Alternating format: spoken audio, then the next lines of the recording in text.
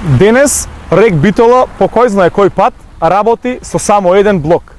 3 блока докажавте дека не можете да ставите во функција, ама увозот ќе се зголеми.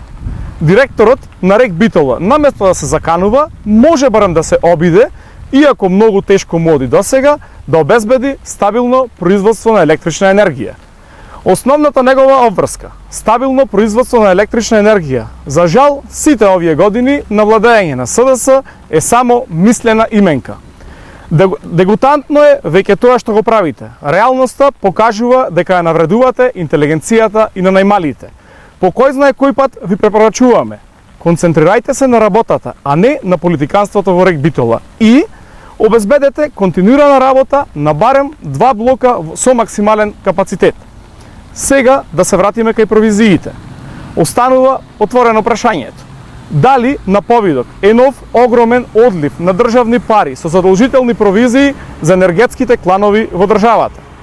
Прашањето го базираме на одредени сознанија, но и јавната тајна дека со секој увоз на струја за одредена привилегирана група блиска до криминалната власт следи и задолжителна провизија.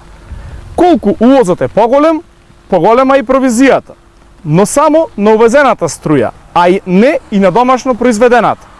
И што помалку струја произведуваат, логично повеќе увезуваат. Крајната сметка, како и секогаш, ја плаќаме сите ние, граѓаните. На крајот ве прашуваме уште. Каде попат го изгубивте трансформаторот потребен за функционирање на третиот блок?